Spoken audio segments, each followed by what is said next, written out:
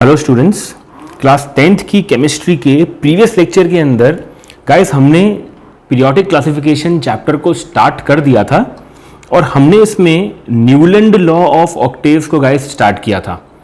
तो हमने कहा था कि न्यूलैंड लॉ ऑफ ऑक्टेव्स के अंदर गाइस कि अगर आप एलिमेंट्स को गाइस अरेंज करते हो इन the order of their increasing atomic masses, यानी कि अगर आप एलिमेंट्स को गाइस इंक्रीजिंग एटॉमिक मासेस के अंदर बढ़ते हुए क्रम में उनके मासेस में गाइस अरेंज करते हो, तो जो प्रॉपर्टीज होगी ऑफ एवरी एट्थ एलिमेंट, जो गाइस कोई भी एट्थ एलिमेंट की प्रॉपर्टी होगी वो फर्स्ट एलिमेंट से गाइस एग्जैक्टली मैच करेगी।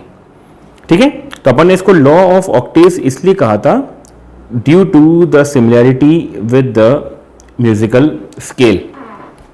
ऑलराइट, क्योंकि म्यूजिकल स्केल में भी गाइस 8 सुर होते हैं, है ना, तो सॉरी 7 सुर होते हैं। 7 के बाद जैसे ही अपन 8वां सुर लगाते हैं तो वापस से पहला सुर आ जाता है। ठीक है, सा रे गा मा पा धा नी, ये 7 हो गए, फिर उसके बाद वापस से सा आता है गाइस। ऑलराइट, तो हमने यहां तक का पॉइंट गाइस कंप्लीटली फिनिश कर लिया था। फिर मैंने आपको बताया था कि जो भी न्यूलैंड की पीरियोडिक टेबल बनी थी गाइस, देखो वो कुछ इस तरह से बनी थी, है ना। यहां पर एलिमेंट्स को देखो इस तरह से अरेंज किया गया था इंक्रीजिंग एटॉमिक मासेस के अंदर। तो ये हाइड्रोजन और ये फ्लोरीन ऐसे एक साथ आ गए थे गाइस। ठीक है, फिर क्लोरीन, फिर कोबाल्ट और निकल को एक साथ रखना पड़ा इसको। ठीक है, उसके बाद ये कुछ इस तरह से गाइस पीरियोडिक टेबल को अरेंजमेंट किया गया था। डोंट वरी, एग्जाम में पीरियोडिक टेबल बनाने को नहीं आएगी आपके, बस आपको केवल ध्यान रखना है इसके अंदर कि इसकी पीरियोडिक टेबल गाइस किस तरह से अरेंज्ड मैनर के अंदर थी। ऑलराइट, तो फिर गाइस अपन ने यहां तक का पॉइंट कंप्लीटली फिनिश कर लिया है। अब गाइस अपन नेक्स्ट पॉइंट पे आते हैं। देखो न्यूलैंड के ऑक्टेट लॉ के गाइस क्या क्या अचीवमेंट्स थे।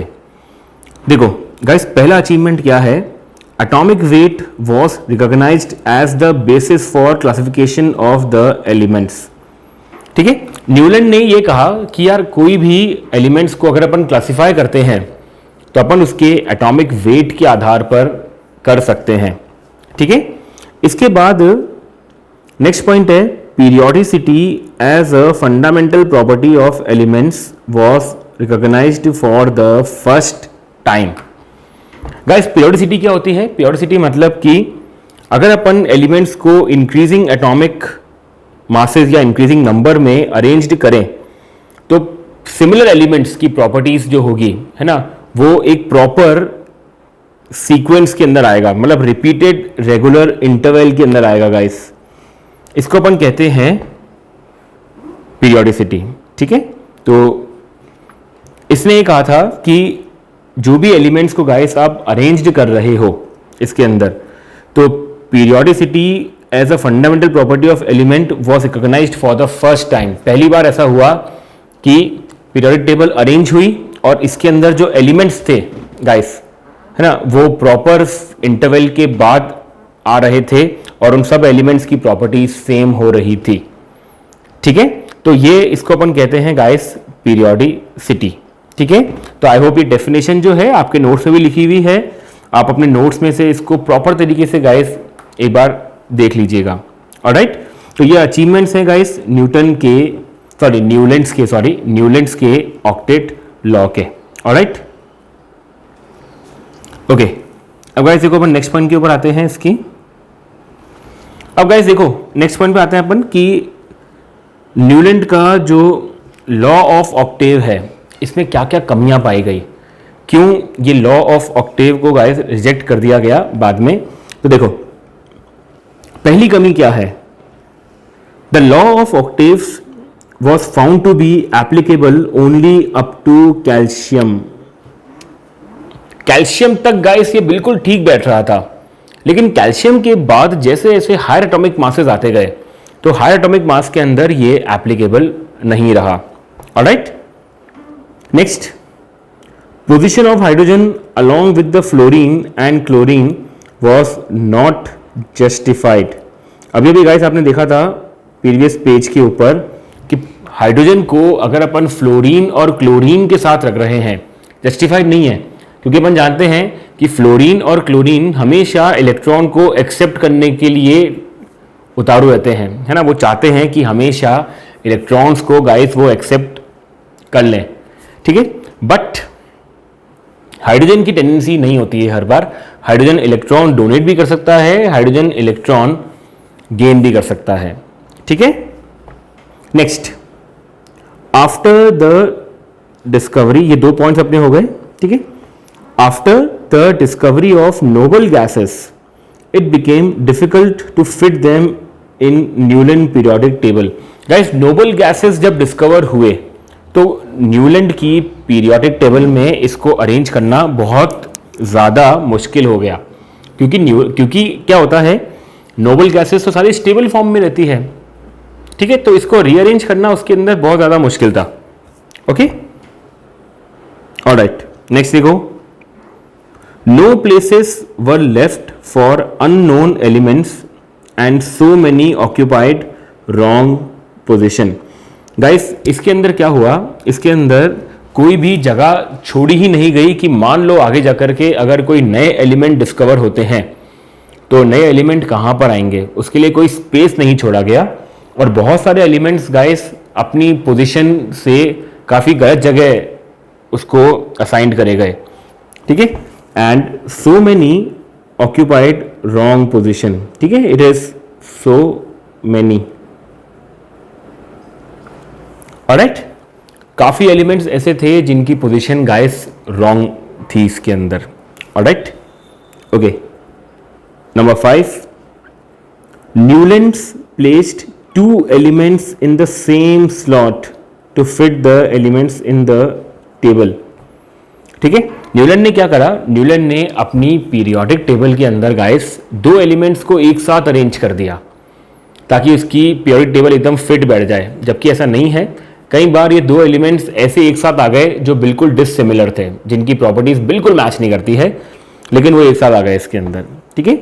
इसमें लिखा हुआ है, he also placed some unlike elements under the same slot, ठीक है। कुछ एलिमेंट्स ऐसे थे जिनकी प्रॉपर्टीज बिल्कुल सेम नहीं थी, लेकिन वो सेम स्लॉट में आ गए गाइस। ओके, देखो जैसे सपोज फॉर एग्जांपल गिवन है इसके अंदर, cobalt and nickel are placed in the same slot and in the column of fluorine, chlorine and bromine. Guys, अपन जानते हैं कि कोबाल्ट और निकल कभी भी इलेक्ट्रॉन गेन करने की टेंडेंसी नहीं रखते हैं, जबकि फ्लोरीन, क्लोरीन और ब्रोमीन की टेंडेंसी होती है हमेशा इलेक्ट्रॉन्स को गेन करने की, ठीक है। जबकि कोबाल्ट और निकल को अपन ने उसी कॉलम में रख दिया। सिमिलरली आयरन जो है उसकी प्रॉपर्टी बिल्कुल रिजेंबल करती है कोबाल्ट और निकल से, ठीक है, लेकिन आयरन को इनसे काफ़ी दूर रखा गया, ठीक है। तो वही बात हो गई, डिससिमिलर एलिमेंट्स जो थे वो काफ़ी दूर दूर रख दिए गए, ठीक है, और सिमिलर एलिमेंट्स काफ़ी दूर दूर रख दिए गए, ठीक है। और इसकी वजह से क्या हो गया, इसकी वजह से बहुत ज़्यादा गड़बड़ हो गई इसकी पीरियोडिक टेबल के अंदर, ठीक है ना। तो ये गाइस अपन को ध्यान रखना है कि it was realized that Newlands law of octaves worked well only with lighter elements, ठीक है। ये पॉइंट आपको ध्यान रखना पड़ेगा बोर्ड्स पॉइंट ऑफ व्यू से। लाइटर का मतलब ये है कि जिनके एटॉमिक मासेस कम है, ठीक है। तो मैं लिख देता हूं, लाइटर मतलब लो एटॉमिक मास, ऑलराइट। तो न्यूलैंड्स की लॉ ऑफ ऑक्टेव्स के अंदर गाइस ये सारी कमियां पाई गई थी, ठीक है। तो ये किसके लिए होल्ड करेगा, ये सिर्फ और सिर्फ होल्ड करेगा फॉर लाइटर एलिमेंट्स ओनली। जैसे जैसे मासेस गाइस बढ़ते जाएंगे, न्यूलैंड लॉ ऑफ ऑक्टेव्स जो है वो एप्लीकेबल नहीं रहेगा, ठीक है। तो गाइस हमने लास्ट क्लास पे Newland law of octaves start किया था और फिर अब अपन ने लिमिटेशन देख ली, इसके डिसएडवांटेज देख लिए कि Newland law of octaves guys कहां पर आकर के फेल हुआ। आई गेस ये आप सबको क्लियर हो गया होगा, ऑलराइट। अब आते हैं गाइस अपन इसके नेक्स्ट अटेम्प्ट के ऊपर, जो अटेम्प्ट किया गया था, मेंडलीव एक साइंटिस्ट थे, ठीक है। तो अब आते हैं इनकी पीरियोडिक टेबल के ऊपर। कि मेंडलीव ने गाइस कब और कैसे, क्या इसने किस तरीके से पीरियोडिक टेबल को गाइस अरेंज करना चाहा। ऑलराइट, तो guys the major credit for a systematic classification of elements goes to Mendeleev. ठीक है, इसने क्या करा था, इसने गाइस कब स्टार्ट करा अपना वर्क, इसने तब स्टार्ट करा जब तक 63 एलिमेंट्स डिस्कवर हो चुके थे। ठीक है, और इसने क्या करा, इसने एक रिलेशनशिप अक्वायर कर लिया between the atomic masses and the physical and chemical properties. ठीक है, तो मेंडलीव ने क्या करा गाइस, मेंडलीव ने पीरियोडिक टेबल बनाना तब स्टार्ट करा जब 63 एलिमेंट्स ऑलरेडी पता हो चुके थे। ठीक है, फिर इसके बाद इसने कुछ रिलेशनशिप देखा कि यार एटॉमिक मासेस इस तरह से फिजिकल और केमिकल प्रॉपर्टीज को डिफरेंशिएट करवा सकता है। ठीक है, अब कैसे करा इसने गाइस, वो देखो अपन नेक्स्ट वन में देखते हैं आगे। Elements with the similar properties were put one after the other in the same vertical column. Guys जिनकी प्रॉपर्टी सिमिलर है, इसने इनको एक सेम वर्टिकल कॉलम के अंदर जमा दिया। ठीक है, और इसने कुछ जगह भी छोड़ी, इसने कुछ ब्लैंक स्पेसेस भी छोड़े, ताकि मान लो आगे जाकर के अगर कोई एलिमेंट डिस्कवर होता है तो वहां पर आकर के फिट बैठ सके। ठीक है, नेक्स्ट पॉइंट देखो। Among the chemical properties Mendeleev concentrated mainly on the compound form by the elements with oxygen and hydrogen. Guys ये इंपॉर्टेंट है, इसके अंदर मेंडलीव ने गाइस जो फोकस करा, वो फोकस करा कि वो जो एलिमेंट्स है गाइस, वो ऑक्सीजन के साथ और हाइड्रोजन के साथ गाइस किस तरह से कंपाउंड का फॉर्मेशन कर रहे हैं। ठीक है, जो बहुत जल्दी रिएक्ट कर रहे होंगे उसने उसको रिएक्टिव दे दिया होगा, और जो थोड़ा लेट रिएक्ट कर रहे होंगे इससे, उसको थोड़ा सा लीस्ट रिएक्टिव दिया होगा इसने। ठीक है, तो गाइस इसने क्या करा, इसने ही selected these two elements because these are very reactive and formed compound with most of the elements known at that time. Guys उस टाइम पे जो 63 एलिमेंट्स नोन थे, वो सारे के सारे एलिमेंट्स जो थे वो ऑक्सीजन और हाइड्रोजन के साथ गाइस रिएक्ट कर सकते थे। तो इसलिए इसने इन दो एलिमेंट्स को चूज करा, हाइड्रोजन को और ऑक्सीजन को। ठीक है, ताकि ये इसकी रिएक्टिविटी के आधार पर पीरियोडिक टेबल को गाइस क्या कर सके, फॉर्म कर सके। ठीक है, तो इनके जो कंपाउंड बने गाइस, इनके जो फॉर्मूले के कंपाउंड्स बने, इसको इसने नाम दिया या तो ऑक्साइड्स या फिर हाइड्राइड्स। ऑलराइट, तो अब पीरियोडिक टेबल में इसके कैसे कैसे फीचर्स थे गाइस, क्या क्या कैरेक्टरिस्टिक थी, ये अपन देखो यहां पे डिस्कस करते हैं। अब नंबर 1, मेंडलीव का गाइस पीरियोडिक लॉ ये कहता है कि physical and chemical properties of the elements are periodic function of their atomic masses। तो गाइस मेंडलीव के मुताबिक ये था कि कोई भी एलिमेंट की फिजिकल या फिर केमिकल प्रॉपर्टीज एग्जैक्टली डिपेंडेंट होती है उसके एटॉमिक मासेस के ऊपर। ठीक है, तो अगर अपन एलिमेंट्स को गाइस अरेंज करें इन the order of their increasing atomic masses, तो सिमिलर प्रॉपर्टीज के एलिमेंट्स जो हैं वो रेगुलर इंटरवल्स पे आते जाएंगे। ठीक है, तो ये यहां पर इसने बोला है। ठीक है, so this means that when the elements are arranged in the order of their increasing atomic masses, the elements with similar properties reoccur at regular intervals. Alright, so this is responsible for the name periodic law या फिर periodic table। कई periodic table obviously क्योंकि इसके अंदर जो elements हैं वो regular intervals के बाद अपनी properties को similar arranged हैं। ठीक है, तो इसलिए इसको नाम दिया गया periodic table या फिर periodic law। ठीक है, तो periodic function क्या होता है गाइस, ऐसा function जो अपने आप को repeat करे after a certain interval। ठीक है, इसलिए अपन ने इसको गाइस पीरियोडिक टेबल या फिर पीरियोडिक लॉ के तौर पर बताया गया है। ऑलराइट, तो आई गेस मेंडलीव वाला जो पीरियोडिक टेबल है, इसके जो इनिशियल इसने जो आधार लिया बनाने का, वो क्या लिया इसने एटॉमिक मासेस को गाइस आधार बना करके एलिमेंट्स को इंक्रीजिंग एटॉमिक मासेस में गाइस अरेंज करा। ठीक है, अब आते हैं देखो अपन नेक्स्ट पॉइंट के ऊपर। देखो गाइस, ये थी मेंडलीव की पीरियोडिक टेबल ऑफ 1872। ठीक है, देखो इसने क्या करा, इसने पीरियड्स बनाए ऐसे 1 2 3 4 5 6 7। फिर इसने बनाया ऐसे, पहला एलिमेंट इसने अरेंज करा H, हाइड्रोजन। ठीक है, फिर दूसरे में आया लिथियम, सोडियम, पोटेशियम, है ना। और फिर अगर आप देखो पीरियड के अंदर, तो लिथियम के बाद beryllium, boron, carbon, nitrogen, oxygen, fluorine. इस तरह से गाइस देखो इसने पीरियोडिक टेबल को अरेंज करा। Is that okay? ठीक है, तो यहां पर ये जो R है, ये देखो ऊपर लिखा हुआ है, R जो है is used to represent any of the element in the group. ठीक है, जैसे मान लो R2O है तो H2O, R2O है तो Li2O, Na2O, ठीक है, K2O। यहां पर RO लिखा हुआ है, इसका मतलब MgO, CaO। ठीक है, तो ये R जो है ये उस कॉलम में जो एलिमेंट्स हैं गाइस, ये वो हैं। ठीक है, तो इस तरह से इसने अपनी पीरियोडिक टेबल को गाइस अरेंज करा।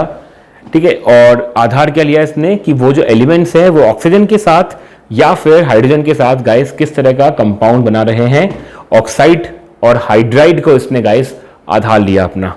ऑलराइट, ठीक है, अब आप देखते हैं गाइस इसकी पीरियोडिक टेबल की क्या क्या कैरेक्टरिस्टिक है। Okay, Mendeleev arranged the elements in the increasing order of their atomic masses in horizontal rows in such a way that the element with the similar properties fall under the same vertical column। guys, इसने atomic masses को इस तरह से arrange करा horizontal rows में, ताकि columns में जब ये बने तो एक ही कॉलम के अंदर सारे के सारे वो एलिमेंट्स आ जाएं जिनकी प्रॉपर्टीज गाइस सिमिलर है। ठीक है, तो इसकी पीरियोडिक टेबल के अंदर गाइस 7 तो हॉरिजॉन्टल रोज है जिसको इसने नाम दिया पीरियड्स, 8 वर्टिकल कॉलम्स हैं जिसको इसने नाम दिया ग्रुप्स। ठीक है, और इसने जो असाइन करेगा इसको कैसे असाइन करे, रोमन नंबर्स के अंदर देखो असाइन करे हैं इसने। ठीक है, और ईच ग्रुप को, हर ग्रुप को इसने 2 सब ग्रुप में डिवाइड करा है। ठीक है, एक्सेप्ट 8 वाला जो ग्रुप है गाइस, इसको छोड़ दो अगर, तो इसने बाकी सारे ग्रुप्स को गाइस 2 सब ग्रुप्स के अंदर डिवाइड करा है। ठीक है, एक हो गया ग्रुप ए और एक हो गया guys group B. Group A के अंदर जो कॉन्स्टिट्यूटिंग रिप्रेजेंटेटिव एलिमेंट्स है, यानी कि जो एलिमेंट्स आने चाहिए थे गाइस वो हैं, और बी के अंदर गाइस है ट्रांजिशन एलिमेंट्स। ऑलराइट, तो वापस से एक बार इसकी पीरियोडिक टेबल के अंदर गाइस रोज में और कॉलम्स के अंदर ये कुछ इस तरह से अरेंज्ड हैं। ठीक है, जो कॉलम्स हैं गाइस इसने अरेंज कर दिए हैं, ग्रुप्स के नाम दे दिए हैं 1 2 3 4 5 6 7 8, और गाइस 7 हॉरिजॉन्टल रोज है तो इसको इसने नाम दिया गाइस पीरियड्स। ऑलराइट, तो ये इसकी पीरियोडिक टेबल की गाइस खास कैरेक्टरिस्टिक है। सारे के सारे एलिमेंट्स जो हैं वो इंक्रीजिंग एटॉमिक मासेस के अंदर गाइस अरेंज्ड है। ऑलराइट, अब देखो इसकी पीरियोडिक टेबल में गाइस क्या क्या हमें एडवांटेजेस देखने को मिले हैं, कहाँ कहाँ पर इसकी पीरियोडिक टेबल जो है वो हमें एक फ्रूटफुल इंफॉर्मेशन प्रोवाइड कर सकती है। तो देखो, merits of Mendeleev's periodic table. तो guys, Mendeleev periodic table was one of the greatest achievement in the development of chemistry. ठीक है गाइस, केमिस्ट्री सब्जेक्ट में काफ़ी हद तक मेंडलीव की पीरियोडिक टेबल की एक इंपॉर्टेंस है, क्योंकि इनिशियली इसका जो अटेम्प्ट था वो काफ़ी हद तक ठीक रहा था, कई गड़बड़ियाँ इसकी में भी थी। ठीक है, लेकिन काफ़ी हद तक गाइस ये ठीक रहा था। ठीक है, तो पहला इसका जो मेरिट है वो क्या है, देखो, systematic study of elements. Guys, इसने एलिमेंट्स को इस तरह से अरेंज करा, he arrange the known elements in order of their increasing atomic masses, considering the fact that elements with the similar properties should fall in the same vertical column. ठीक है guys, इसने बड़ी आसानी से इन सबको अरेंज कर दिया, जिनकी प्रॉपर्टी सेम है उन सबको एक सिमिलर वर्टिकल कॉलम में रख दिया। ठीक है, और एटम्स को इंक्रीजिंग एटॉमिक मासेस के अंदर अरेंज कर दिया। ठीक है, कुछ कुछ एटॉमिक मासेस के जो थे उसके अंदर गाइस इसने करेक्शन भी करे। ठीक है, जैसे कुछ कुछ में एरर था, जैसे बेरिलियम का एटॉमिक मास 13.5 मानते थे पहला, लेकिन एक्चुअली इसका एटॉमिक मास जो है वो 9 है। ठीक है, और इसके अलावा गोल्ड का, इंडियम का, यूरेनियम का, प्लैटिनम का जो एटॉमिक मासेस थे गाइस वो भी करेक्शन करे गए हैं। ठीक है, एयू मतलब गाइस गोल्ड। ठीक है, तो कुछ कुछ एटॉमिक मासेस के गाइस करेक्शन हुए इसके अंदर, और कुछ के और जो एलिमेंट्स थे वो बड़े सिस्टमैटिक मैनर के अंदर गाइस अरेंज करे गए। ठीक है, नंबर 3 जो इसका मेरिट है वो क्या है, इसने गाइस क्या करा, इसने अपनी पीरियोडिक टेबल के अंदर कुछ स्पेस भी छोड़ दी है, ताकि मान लो आगे जाकर के अगर कोई नए एलिमेंट्स गाइस डिस्कवर होते हैं तो वो नए के जो एलिमेंट्स होंगे वो आराम से उस पीरियोडिक टेबल के अंदर गाइस एडजस्ट हो जाएंगे। पूरी पीरियोडिक टेबल को हमें खराब करने की जरूरत नहीं पड़ेगी। ठीक है, तो अपन देख लें, he left some blank spaces in the periodic table for the elements which were not known at that time. जो उस समय हमको पता नहीं थे उसने पहले से जगह छोड़ दी इसके लिए। ठीक है, और इनका occurrence properties was so systematic that Mendeleev predicted the occurrence of 3 of the unknown elements and the name them as aluminium, silicon and boron. ठीक है गाइस, ये हमको पता है कि एल्यूमिनियम, सिलिकॉन, बोरॉन तो एलिमेंट्स हैं। उस समय तक ये डिस्कवर नहीं हुए थे, लेकिन इसको ये क्लियर कट मालूम था कि आगे जाकर के ऐसा हो सकता है कि ये एलिमेंट डिस्कवर हो, और इसने इनको क्या नाम दिए थे, EKA aluminium, EKA silicon and EKA boron. और इनकी प्रॉपर्टीज को इसने पहले ही प्रेडिक्ट कर लिया था। ठीक है, और बाद में जाकर के उनकी प्रॉपर्टीज एकदम करेक्ट पाई गई जैसा उसने बताया था। ठीक है, तो the importance of this work was recognized when these 3 elements gallium, germanium and scandium were discovered. Alright, तो गाइस ये 3 मेरिट्स हैं। आज के लेक्चर में अपन 3 मेरिट्स ही देख रहे हैं। अभी अपन आगे अपन और देखेंगे इसके क्या क्या मेरिट्स हैं और कहाँ कहाँ पर इसकी पीरियोडिक टेबल में गाइस गड़बड़ियाँ पाई गई। जो डीमेरिट्स है गाइस उसको भी अपन नेक्स्ट लेक्चर के अंदर गाइस देखेंगे, एक बार डिस्कस करेंगे। ठीक है, तो एक बार अपन वापस से देख लें इसकी जो 3 हमने देखे हैं मेरिट्स। पहला है सिस्टमैटिक स्टडी ऑफ एलिमेंट्स, दूसरा है guys correction of atomic masses, और तीसरा है कि जो भी अननोन एलिमेंट्स थे इसके लिए इसने पहले से ही गाइस उसके अंदर ब्लैंक स्पेस छोड़ के रख रखा था। ऑलराइट, तो गाइस यहाँ तक का अपन ने पार्ट कंप्लीटली फिनिश कर लिया है आज के लेक्चर में। नेक्स्ट क्लास में अपन गाइस इसके आगे से कंटिन्यू करेंगे। Alright, thank you so much.